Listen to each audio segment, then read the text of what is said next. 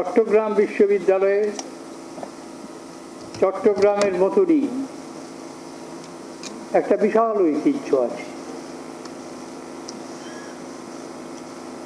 খুব অল্প দিনের মধ্যেই, মোটামুটি বলতে গেলে 5 দশকের মধ্যেই এই বিশ্ববিদ্যালয় এই উপমহাদেশে একটি অন্যতম শ্রেষ্ঠ শিক্ষা প্রতিষ্ঠান হিসেবে শিক্ষার্থী, বিদ্যানুরাগী, অধ্যাপক মণ্ডলীর কাছে স্বীকৃতি লাভ করেছে। 7 জন শিক্ষক এবং 200 ছাত্রছাত্রী নিয়ে বিশ্ববিদ্যালয়ের যাত্রা শুরু হয়েছিল 1966 সালে। আজকের 50 দশক, 5টি দশক, 50টি বছর পার হয়ে যাওয়ার পর আমরা যখন পিছন ফিরে তাকাচ্ছি এবং একটু মুহূর্তের জন্যে ভাবছি, বিশ্লেষণ করছি, তখন দেখছি যে আজকে এই বিশ্ববিদ্যালয়ে ছাত্রছাত্রীর সংখ্যা হচ্ছে প্রায় 26,000, শিক্ষকের সংখ্যা 850 জন এবং বিভিন্ন বিষয়ে গবেষণা, অ্যাডভান্স স্টাডি এবং অন্যান্য উন্নত মানের শিক্ষা ব্যবস্থা দেওয়ার জন্যে অনেক প্রাতিষ্ঠানিক ব্যবস্থা গ্রহণ করা হয়েছে। মাত্র 5-6 বছরের মধ্যেই, 5 বছরের মধ্যেই এই বিশ্ববিদ্যালয়কে একটি সংকটের মধ্যে পড়তে হয়। সারা বাংলাদেশে, তদানীন্তন পূর্ব পাকিস্তানের 7.5 কোটি মানুষের সঙ্গে দীর্ঘদিন ধরে ছাত্র, যুব, রাজনৈতিক কর্মী, নেতৃত্ব বাংলা ভাষাকে প্রতিষ্ঠা করার জন্যে আজ বাংলা আন্তর্জাতিক ভাষা। পৃথিবীর যে কটি দেশে বৃহৎ জনসংখ্যা বাংলা ভাষায় কথা বলে এবং আন্তর্জাতিক জাতিসংঘে অন্যতম স্বীকৃতি লাভ সম্ভব হয়েছে 5 দশক ধরে তদানীন্তন পূর্ব পাকিস্তান, আজকের বাংলাদেশ, সেখানকার অগণিত মানুষের আন্দোলন, ত্যাগ, তিতিক্ষা এবং আত্মবিসর্জনের মধ্য দিয়েও। পৃথিবীতে খুব বেশি দেশে নজির নাই যে ভাষার জন্যে, সংস্কৃতির জন্যে প্রাণত্যাগের নজির। ভাষার জন্য শহীদ হয়েছেন এমন উদাহরণ আমরা পৃথিবীর বিভিন্ন দেশের ইতিহাস খুঁজে খুব বেশি পায় না, কিন্তু বাংলাদেশ করেছে। একটা স্বাধীন জাতি সত্তার প্রতিষ্ঠা, তার মূল ভিত্তিভূমি হয়েছে ভাষা, সংস্কৃতি, তার ইতিহাস, তার ঐতিহ্য, তার জীবনচর্যা, তার সামগ্রিক মানবিক পরিপ্রেক্ষিত। তারই ওপর ভিত্তি করে একটি নতুন জাতি সৃষ্টি করেছেন বাংলাদেশের মানুষ।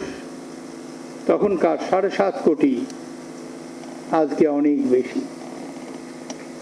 সেখানেও চট্টগ্রাম বিশ্ববিদ্যালয় কিন্তু পিছিয়ে থাকেনি। স্বাধীনতার যুদ্ধ শুরু হওয়ার সঙ্গে সঙ্গে সে স্বাধীনতা, স্বাধিকার প্রতিষ্ঠার স্বাধীনতা, ভাষা, সংস্কৃতি, ঐতিহ্য প্রতিষ্ঠার জন্য সংগ্রাম, সেই সংগ্রামে এই বিশ্ববিদ্যালয়ের একজন শিক্ষক, 11 জন ছাত্র এবং বেশ কয়েকজন শিক্ষাকর্মী শহীদত্ব বরণ করেছিলেন, জীবন বিসর্জন দিয়েছিলেন স্বাধীনতা সংগ্রামকে, মুক্তির সংগ্রামকে এগিয়ে নিয়ে যাওয়ার জন্য। বাংলাদেশের অবিসংবাদী নেতা,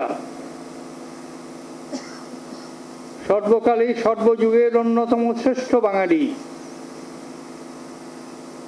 শেখ মুজিবুর রহমান যেদিন ঘোষণা করলেন এবারের সংগ্রাম মুক্তির সংগ্রাম,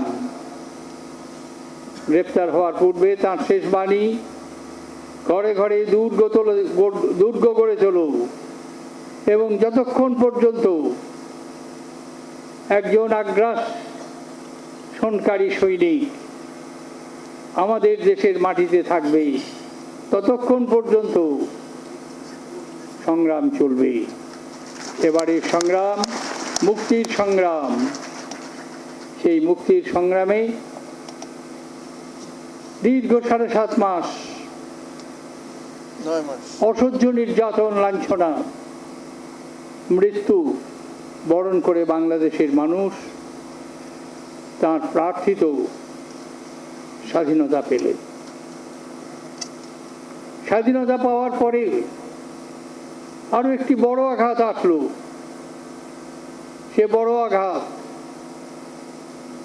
এই উপমহাদেশের ভারতবর্ষে যেমন আমরা স্বাধীনতা লাভ করার কয়েক মাসের মধ্যেই জাতির জনককে হারিয়েছিলাম, মহাত্মা গান্ধীকে আততায়ীর বুলেট ভারতবর্ষের মানুষের কাছ থেকে, পৃথিবীর মানুষের কাছ থেকে ছিনিয়ে নিয়েছিলেন 1948 সালের 30শে জানুয়ারি।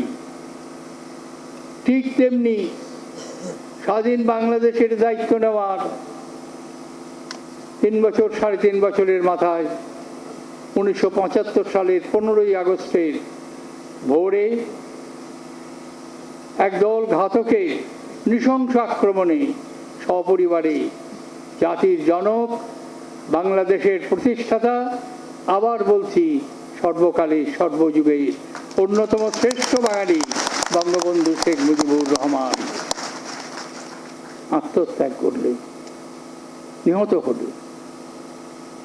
একটা নতুন দেশ সবে স্বাধীনতা পেয়েছে, অসংখ্য সমস্যা, দেশ গড়ার সমস্যা, দেশকে এগিয়ে নিয়ে যাওয়ার সমস্যা, দারিদ্র্য দূর করার সমস্যা, বেকারি দূর করার সমস্যা।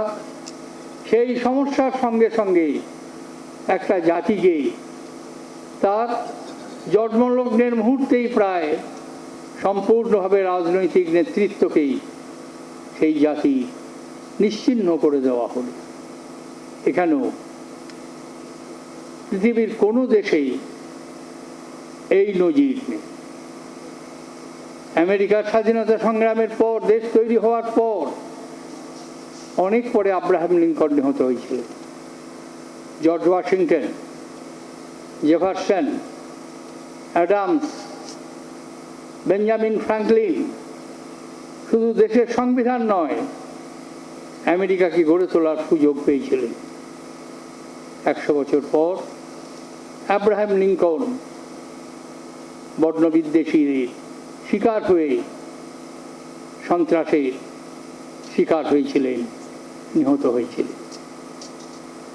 আমি জানি না বিশ্ববিদ্যালয়ের অধ্যাপক, বিশেষ করে ইতিহাস এবং সমাজতত্ত্বের পণ্ডিতদের কাছে নিবেদন করব যে এই উপমহাদেশে পাকিস্তান, ভারত, শ্রীলঙ্কা, ব্রহ্মদেশ, যা একসময় 1931 সাল পর্যন্ত, অর্থাৎ গত শতকের 3 দশক পর্যন্ত একটা ইউনিট ছিল, একটা প্রশাসনিক ব্যবস্থা ছিল। এক প্রশাসনিক ব্যবস্থায় এই বিস্তীর্ণ ভূখণ্ড পরিচালিত হতো। ব্রহ্মদেশ ভারতবর্ষ থেকে বিচ্ছিন্ন হয়েছে 1935 সালের আইনের পর। শ্রীলঙ্কা স্বাধীন হয়েছে ভারতবর্ষের স্বাধীনতার ঠিক কিছু পরে ব্রহ্মদেশ ইংরেজের কাছ থেকে স্বাধীনতা লাভ করেছিল, সব ইংরেজের শাসনে ছিল। 1948 সালের জানুয়ারি মাসে পাকিস্তান ভারতবর্ষের সৃষ্টি তো একই দিনে 47 সালের 15ই আগস্ট। কিন্তু স্বাধীনতার অব্যবহিত আগে এবং তারপরে যে পরিমাণে নেতৃত্বকে নিশ্চিহ্ন করার প্রচেষ্টা হয়েছে এই বিশাল ভূখণ্ডে, বর্তমানে ব্রহ্মদেশের প্রধানমন্ত্রী, ওদের সংবিধানে প্রধানমন্ত্রীর পদ নেই, স্টেট কাউন্সিলর অং সান সুকি, তাঁর পিতা জেনারেল অং সান, তিনি তার সমস্ত সহকর্মীদের সঙ্গে ব্লাস্ট ফায়ারে নিহত হলেন।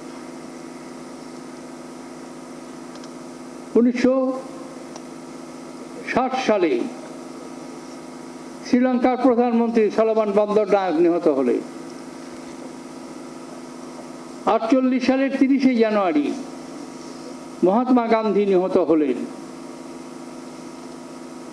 75 সালের 15ই আগস্ট বাংলাদেশের জাতির জনক মুজিবুর রহমান নিহত হলেন। 3রা নভেম্বর জেলের মধ্যে প্রথম সারি নেতৃত্ব যারা বাংলাদেশের মুক্তিযুদ্ধ পরিচালনা করেছিলেন, অস্থায়ী বাংলাদেশ সরকার তৈরি করে মুজিবনগরে তাজউদ্দিন, কামারুজ্জামান, মনসুর আলী প্রমুখ শ্রেষ্ঠ নেতৃত্ব নিহত হলেন জেলখানার ভেতরে। পাকিস্তানের প্রেসিডেন্ট জিয়াউল হক নিহত হলেন। জনপ্রিয় প্রধানমন্ত্রী জুলফিকার আলী ভুট্টোর কে আইনের নাম করে ফাঁসি দেওয়া হল। শ্রীলঙ্কায় প্রেমদাসা নিহত হলেন, প্রাক্তন প্রেসিডেন্ট। এই যে বিপুল সংখ্যক রাজনৈতিক হত্যা, এর কারণটা কি? এই রাজনৈতিক অস্থিরতা যেখানে নেতৃত্বকে নিশ্চিহ্ন করে দেওয়া হয়, এর পিছনে কোন সামাজিক অর্থনৈতিক পরিপ্রেক্ষিত কাজ করছে নিশ্চয়ই আমাদের দেশের মানুষকে, এই অঞ্চলের মানুষকে জানতে হবে। বাংলাদেশ সংসদীয় গণতন্ত্র গ্রহণ করেছে। দেশ স্বাধীন হওয়ার পর মানুষের হাতে ক্ষমতা তুলে দিয়েছে ভারতবর্ষের মতো আরো অনেক দেশ, শ্রীলঙ্কা, তৎকালীন ব্রহ্মদেশ, বর্তমান মিয়ানমার, তারাও গ্রহণ করেছিলেন একই শাসন ব্যবস্থা, একই ধরনের সংসদীয় শাসন ব্যবস্থা, Westminster pattern of parliamentary democracy. কিন্তু খুব মজবুত হতে পারেনি ভারতবর্ষ, বাংলাদেশ, এই রকমের দু একটি দেশ ছাড়া। দীর্ঘদিন সামরিক শাসন চলেছে। কেন? কারণটা কোথায়? কোন অর্থ সামাজিক পরিপ্রেক্ষিতে সৈন্যরা ব্যারাক থেকে বেরিয়ে এসে রাষ্ট্র ক্ষমতা দখল করেছিলেন, মাঝে মাঝেই করেছিলেন, এবং সংসদীয় গণতন্ত্রের ভিত্তিটা মজবুত হতে পারে। চার্চিল একবার বলেছিলেন যে আমি গণতন্ত্র পছন্দ করি না, কিন্তু আমার সামনে অন্য কোনো বিকল্প নেই। কেউ বলুন না যে গণতন্ত্রের চেয়ে ভালো শাসন ব্যবস্থা আমাদের কাছে আছে। কাজেই গণতান্ত্রিক শাসন ব্যবস্থা, মানুষের অধিকার প্রতিষ্ঠার ব্যবস্থা সংসদীয় বা রাষ্ট্রপতিমূলক শাসন ব্যবস্থার মধ্যেই আছে। দেশের প্রধান শাসক মানুষের দ্বারা নির্বাচিত হবে। সংসদীয় গণতন্ত্রে পার্লামেন্টের মধ্য দিয়ে, রাষ্ট্রপতি শাসনে রাষ্ট্রপতি প্রত্যক্ষভাবেই সেই দেশের মানুষদের দ্বারা নির্বাচিত হন, যেমন ইউএস। চীনের সংবিধান একটু আলাদা, কিন্তু তাকেও নির্বাচিত হতে হয় পার্টি সদস্যদের মধ্য দিয়ে একটা নির্দিষ্ট সময়ের জন্য। এই যে গণতান্ত্রিক ব্যবস্থা, যে গণতান্ত্রিক ব্যবস্থায় মানুষ সরকার তৈরি করবে, মানুষ ভোট দিয়ে অবাধে নিজের পছন্দ মতো নেতৃত্ব বেছে নেবে, সেই অধিকার আজকের পৃথিবীতে সার্বজনীনভাবে স্বীকৃত হয়েছে।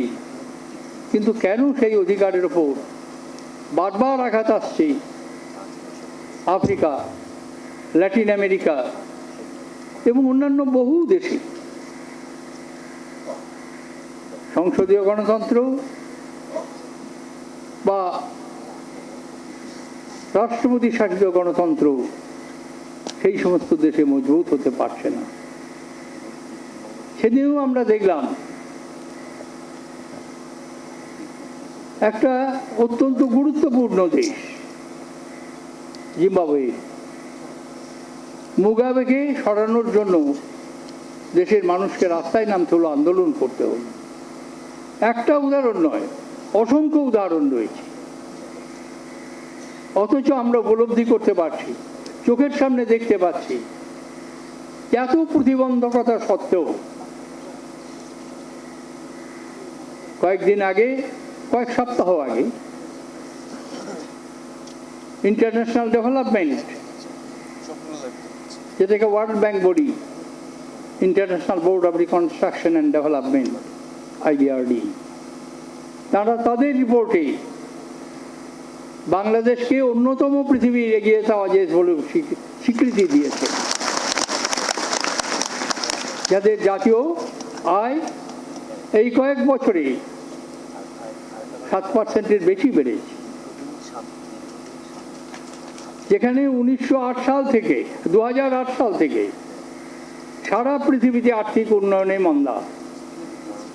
ল্যাটিন আমেরিকা, G10 কান্ট্রি, সারা ইউরোপ, ভারতবর্ষ, রাশিয়া, চীন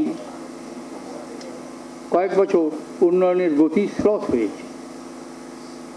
বাংলাদেশ পেরেছে। সোশ্যাল ইন্ডিকেশনে অপুষ্টি দূরীকরণ, নারী শিক্ষা, উচ্চশিক্ষার সম্প্রসারণ, যেখানে দাঁড়িয়ে, যে মাটিতে দাঁড়িয়ে আমি আপনাদের দ্বারা সম্মানিত হলাম, বিশেষ মর্যাদা লাভ করলাম, আপনারা আমাকে ডক্টর অব লেটার অনারিস কথা দিয়ে সম্মানিত করলেন। সেই মাটিতে দাঁড়িয়ে আজকে আমরা উপলব্ধি করছি যে না, গণতন্ত্রের মধ্য দিয়ে দেশের উন্নয়নকে আগিয়ে নিয়ে যাওয়া যায়। ভারতবর্ষের মতো বিশাল দেশে আমরা দেখেছি, বাংলাদেশে দেখেছি, কাজী শ্রীলঙ্কা, সেখানেও social indication, literacy, public health, child mortality, expansion of higher education, প্রায় প্রতিটি ক্ষেত্রেই অনেক বেশি যারা এগিয়ে যাচ্ছে। এই দুটি প্রশ্ন আমি আপনাদের কাছে বিশেষ করে রাখলাম। এক, কেন বারবার এই বিশাল ভূখণ্ডে রাজনৈতিক নেতৃত্ব, যাদের মধ্যে অনেকে স্বাধীনতার আন্দোলন করেছে, গান্ধীজির নেতৃত্বে ভারতবর্ষ স্বাধীন হয়েছে, সুয়েকর্নের নেতৃত্বে ইন্দোনেশিয়া স্বাধীন হয়েছে, উনুর নেতৃত্বে ব্রহ্মদেশ স্বাধীন হয়েছে আউং সান নিহত হওয়ার পর।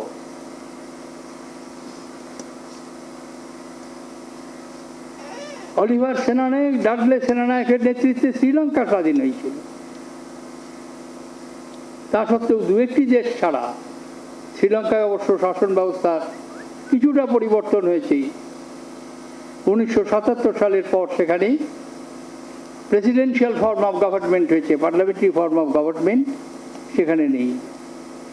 কিন্তু বাংলাদেশ, ভারতবর্ষ এবং আরও দু একটি দেশ, তারা সংসদীয় গণতন্ত্রের মধ্য দিয়ে আর্থিক প্রগতি, সামাজিক প্রগতিকে বাস্তবায়িত করতে পারছে। অথচ এই দেশগুলিতেই রাজনৈতিক নেতৃত্বের উপর হিংসাত্মক আক্রমণ অনেক বেশি হয়েছে। এর কারণটা এই জন্যে আমি বিশেষজ্ঞ এবং অধ্যাপক মণ্ডলী, সংশ্লিষ্ট দপ্তরে, সংশ্লিষ্ট বিভাগে তাদের কাছে অনুরোধ করব যে আপনারা এই বিষয়টি নিশ্চয়ই লক্ষ্য করবেন এবং আপনাদের গবেষণার মধ্য দিয়ে আমরা সত্যটা জানতে পারব এবং তার মাধ্যমে সত্যটা যদি আমি জানি, রাস্তাটা কোনটা সেটা যদি আমি জানি, তাহলে সে রাস্তায় চলাটা শক্ত হবে না। যতই বাধা আসুক আমরা সেই বাধাকে অতিক্রম করতে পারব। চট্টগ্রাম বিশ্ববিদ্যালয়ের যে বিরাট উন্নয়ন, সেই উন্নয়নকে দেখে আমাদের বহু ভারতীয় ছাত্র এখানে বিভিন্ন মেডিকেল কলেজে পড়তে আসে। প্রায় প্রত্যেক বছরই বিভিন্ন ছাত্রছাত্রী আসেন, এখানে তারা শিক্ষা লাভ করেন, অনেকে স্কলারশিপও পান, তারপর কৃতি চিকিৎসক হয়ে ফিরে যান। আজকে একটা জিনিস আমি বিশেষ করে ভারতবর্ষের রাষ্ট্রপতি হওয়ার পর, ত্রয়োদশ রাষ্ট্রপতি হওয়ার পর আমাকে বারবার যে জিনিসটি বলতে হয়েছে মানে বলতে বাধ্য হয়েছি। দীর্ঘদিন সরকারি ছিলাম, কিন্তু শিক্ষা দপ্তর পরিচালনা করার সুযোগ কোনোদিন আসেনি। অর্থমন্ত্রী হিসাবে অর্থ বরাদ্দ করতাম উচ্চশিক্ষার জন্য, গবেষণার জন্য, রিসার্চ ইনোভেশনের জন্যে, ইউজিসির মাধ্যমে, সরকারি কলেজ এবং বিশ্ববিদ্যালয়ের মাধ্যমে। কিন্তু শিক্ষার মান, বিশেষ করে উচ্চশিক্ষার মান নিয়ে আমাদের খুব বেশি ভাবনা চিন্তা ব্যক্তিগতভাবে আমি করার সুযোগ খুব বেশি পাই। সেই সুযোগটা পেলাম 2012 সালের 25শে জুলাই ভারতবর্ষের ত্রয়োদশ রাষ্ট্রপতি নির্বাচিত হওয়ার পর। দেখলাম রাষ্ট্রপতি হিসেবে আমার একটা বড় কাজ, ভারতবর্ষে প্রায় 100টির কিছু বেশি কেন্দ্রীয় শিক্ষা প্রতিষ্ঠান আছে, 46টি কেন্দ্রীয় বিশ্ববিদ্যালয় আছে, 35টি ন্যাশনাল ইনস্টিটিউট অফ টেকনোলজি আছে, 16টি ইন্ডিয়ান ইনস্টিটিউট অফ টেকনোলজি আছে, Indian institute of engineering science and research আছে, ইনস্টিটিউট অফ ম্যানেজমেন্ট আছে এবং 100রও বেশি শিক্ষা প্রতিষ্ঠানের প্রধান দেশের রাষ্ট্রপতি হিসাবে রাষ্ট্রপতির উপর বর্তায়। এক্স অফিসিও পার্লামেন্টে আইন করে যে প্রতিষ্ঠানগুলি তৈরি করা হয়েছে। আমার মনে আছে আমি প্রথম প্রেসিডেন্ট হওয়ার পর আমাদের দেশের তদানীন্তন প্রধানমন্ত্রী ডক্টর মনমোহন সিংহ, যার মন্ত্রিসভায় আমি 8 বছর বিভিন্ন দপ্তরের মন্ত্রী হিসেবে কাজ করেছি, তারও আগে 91 থেকে 96 আমি যখন প্ল্যানিং কমিশনের ডেপুটি চেয়ারম্যান ছিলেন, তিনি অর্থমন্ত্রী ছিলেন। তারও আগে প্রায় 7-এর দশক থেকে ডক্টর মনমোহন সিংয়ের সঙ্গে আমার একটা ঘনিষ্ঠ সম্পর্ক ছিল, কারণ তিনি ভারতবর্ষের অর্থমন্ত্রী, প্রধান উপদেষ্টা ছিলেন 7-এর দশকে। 8-এর দশকে রিজার্ভ ব্যাংকের গভর্নর ছিলেন, বড় পণ্ডিত অর্থনীতিবিদ, আন্তর্জাতিক খ্যাতিসম্পন্ন অর্থনীতিবিদ। তিনি যখন প্রধানমন্ত্রী এবং তার নেতৃত্বে আমি কেন্দ্রীয় সরকারি কাজ করছি। 12 সালের নভেম্বর মাসে আমি তখন প্রেসিডেন্ট হয়ে গেছি। খড়গপুর আইআইটি, আমি আপনাদের উদাহরণ দিচ্ছি শুধু একটি কারণেই, যে পরবর্তীকালে আমার বক্তব্যটাকে একটু বাড়াবো, আমি বেশি সময় নেব না, সংক্ষেপই করব। কিন্তু একটা কথা আছে, once teacher always a teacher. আমি জীবনের যাত্রা শুরু করেছিলাম অবশ্যই বিশ্ববিদ্যালয়ের শিক্ষক হিসেবে নয়, কিন্তু বিশ্ববিদ্যালয়ের একটি কনস্টিটিউয়েন্ট কলেজের অধ্যাপক হিসাবে রাষ্ট্রবিজ্ঞানের 5-6 বছর পড়িয়েছিলাম। তারপরে রাজনীতির টানে চলে আসলাম, আর পড়ানোর সুযোগ পাইনি।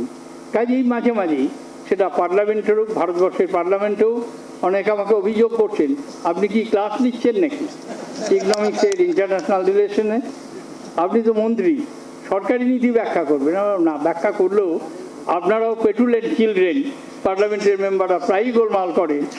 আস্তে আস্তেই বললাম, তারপর বললাম কিছু মনে করবেন না, সংসদের মর্যাদা সম্পর্কে আমি সম্পূর্ণ অবহিত, কিন্তু সহকর্মী হিসাবে, সহযোগী হিসাবে একটু আধটু লেখপড়ি করা যায়। তাই জন্যই বলছি, আপনারা যদি পেটুলেন্ট চিলড্রেনের মতো বিহেভিয়ার করেন, আমাকেও একটু মাস্টারমশাইয়ের মতো গাম্ভীর্য নিয়ে আপনাদের শেখাতে হবে।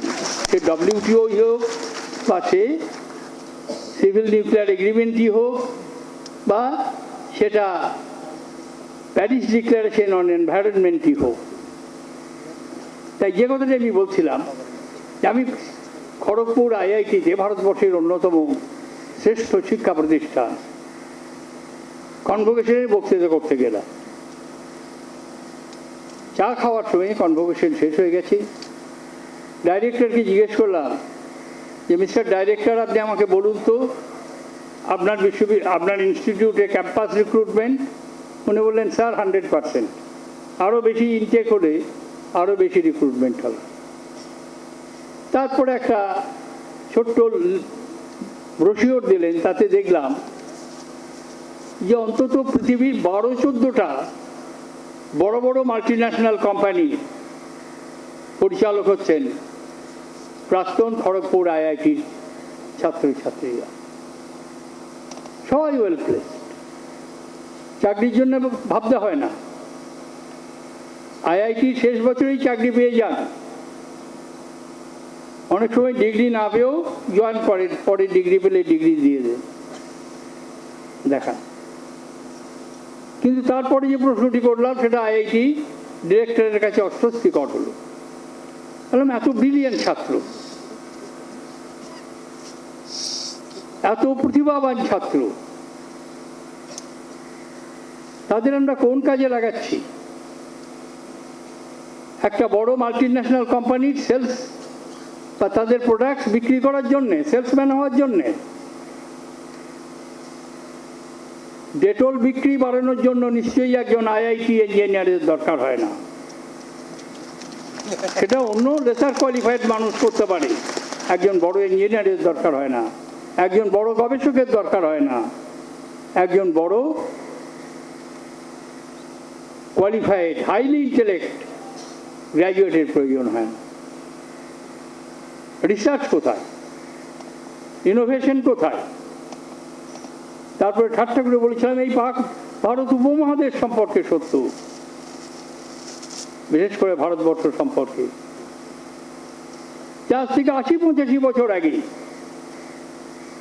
স্যার সিভি রমন গত শতাব্দীর 3-এর দশকে কলকাতা বিশ্ববিদ্যালয়ের অধ্যাপনা করার সময় পদার্থবিদ্যার ওপর নোবেল প্রাইজ পেলেন।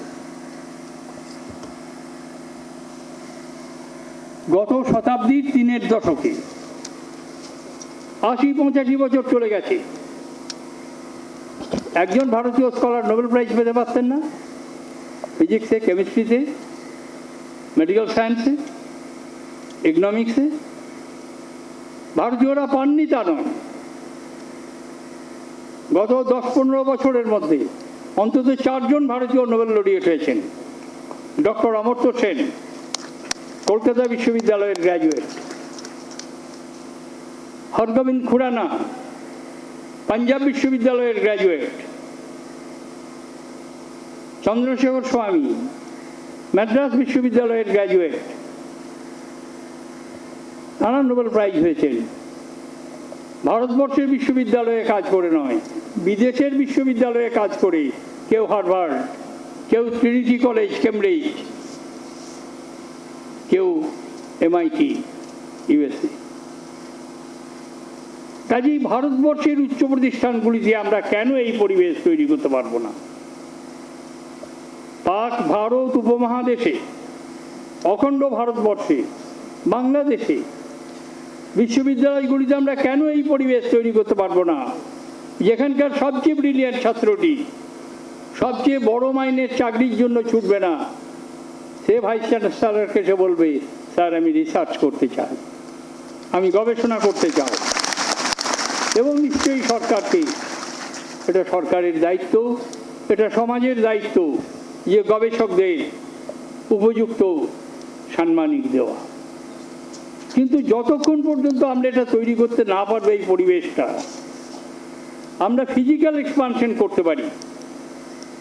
একটা বিশ্ববিদ্যালয়ের 200 ছাত্রকে বাড়তে বাড়তে সেটা 26,000 হতে পারে, 7 জন অধ্যাপককে 850 অধ্যাপক হতে পারে। কিন্তু তার সঙ্গে সঙ্গে কোয়ালিটির উপর জোর দিতে হবে, শিক্ষার গুণগত মানের উপরে জোর দিতে হবে। আমার একটা অভ্যাস, প্রত্যেক বছর যখন ইন্টারন্যাশনাল রেটিং এজেন্সি একটা লন্ডনের টাইমস পত্রিকা করে আর একটা কোন ইউনিভার্সিটি করে, দুটোই খুব রেপুটেড রেটিং এজেন্সি, তাদের লিস্টটা দেখি। 12, 13, 14, 3 বছর আমি একটা ভারতীয় ইউনিভার্সিটির নাম পাইনি। তখন আমি এই খড়গপুরে বলতে আরম্ভ করি যে ব্যাপারটা কি, এই সমস্ত প্রথম শ্রেণীর ইনস্টিটিউশন যেখানকার ছেলেরা পাশ করার সঙ্গে সঙ্গে অনেক মোটা মাইনের কাজ পায়, অনেক বেশি সুযোগ সুবিধা পায়, নিশ্চয়ই তার পরিবার উপকৃত হয়, সুখী হয়, তার ছেলেমেয়েরা সুখী হন, বাপ মা সুখী হন, প্রতিবেশীরা সুখী হন। কিন্তু সার্বিকভাবে দেশ কতটা উপকৃত হচ্ছে, সেই দিকে কিন্তু একটা প্রবণতা আমাদের তৈরি করতে হবে বিশ্ববিদ্যালয়ের শিক্ষায়। রবীন্দ্রনাথ যখন বসু বিজ্ঞান মন্দির, ভারতবর্ষের অবিভক্ত ভারতের প্রথম রিসার্চ সেন্টার আচার্য জগদীশচন্দ্র বসু করেছিলেন, তার উদ্বোধন করতে গিয়ে বললেন যে বিজ্ঞানকে যদি আমরা মানুষের কাছে পৌঁছে দিতে পারি, এবং তিনি ছিলেন মাতৃভাষায় বিজ্ঞান শিক্ষা দেওয়ার একজন প্রধান প্রবক্তা। বলে জার্মানির আইনস্টাইন, উনি জার্মানিতে থাকতেন, আসলে ইহুদি, তাকে কিন্তু রিসার্চ করার জন্যে, জার্মানি ভাষা ভালো জানতেন, জার্মানিতে দীর্ঘদিন ছিলেন, মাতৃভাষার মতো হয়ে গিয়েছিল, ইংরেজি শেখেননি, জার্মানিতেই রিসার্চ করেছিল, কি বুঝতেন? তা আমরা আমাদের মাতৃভাষায় বিজ্ঞানের চর্চা করে কেন আমরা উন্নত স্তরে পৌঁছাতে পারবো না? তার কোনো অর্থ নেই, কোনো কারণ নেই, কোনো যুক্তি নেই, কোনো ভিত্তি নেই। পারা যায়। তাই আমি আপনাদের কাছে, বিশেষ করে বিশ্ববিদ্যালয়ের কৃতি অধ্যাপকদের কাছে এই আবেদন রেখে যাব, আমি আপনাদের কাছে কৃতজ্ঞ, আমি অভিভূত যে আমার মতো একজন সাধারণ মানুষকে আপনার এই বিশ্ববিদ্যালয়ের সর্বোচ্চ সম্মান ডক্টর অব লেটার অনারিস কসা দিয়ে সম্মানিত করেছেন, আমার মর্যাদা বৃদ্ধি করেছেন। কিন্তু আমি চাইব চট্টগ্রাম বিশ্ববিদ্যালয় আগামী দিনে তৈরি করবে বিজ্ঞানী, তৈরি করবে অর্থনীতিবিদ, তৈরি করবে সেই মানুষ যে সারা পৃথিবীর মানুষের কথা ভেবে এমন কিছু করবে, এমন কোনো তত্ত্ব আবিষ্কার করবে, এমন কোনো তথ্য পরিবেশন করবে যার মধ্য দিয়ে মানব সমাজ উপকৃত হবে, বৃহত্তর মানব গোষ্ঠী উপকৃত হবে। কারণ আপনাদের স্বাধীনতার লক্ষ্য ছিল বিশ্বজনীনতা, ইউনিভার্সালিজম, সারা দেশের, সারা পৃথিবীর শোষিত বঞ্চিত মানুষের মুক্তি। সেই মুক্তির কথা বঙ্গবন্ধু শেখ মুজিবুর রহমান বলেছিলেন। সেই মুক্তির কথা ভেবে চট্টগ্রাম বিশ্ববিদ্যালয়ের অধ্যাপক, ছাত্র, শিক্ষাকর্মীরা অসংখ্য মানুষের সঙ্গে বাংলাদেশে আত্মত্যাগ করেছিলেন। জীবন বিসর্জন দিয়েছিল। কাজেই সেই বিশ্বজননীতার কথা ভেবে নিশ্চয়ই বিশ্ববিদ্যালয়, বিশ্ববিদ্যা প্রাঙ্গণ সেটা সংকীর্ণ হবে না। সেখানে তার আলোচনা, তার বিচার, তার বিশ্লেষণ কোনো সামাজিক সংকীর্ণ গণ্ডির মধ্যে ভাষাগত সংকীর্ণতা, ধর্মীয় সংকীর্ণতা, সাম্প্রদায়িক সংকীর্ণতা তার মধ্যে আবদ্ধ হবে না। মনন, চিন্তন, সেখানে কোনো দেওয়াল নেই, সেখানে কোনো প্রাচীর নেই, সব সময় সেখানে খোলা হাওয়া বয়। এবং আজকে নয়, অখণ্ড ভারতবর্ষে, এই উপমহাদেশে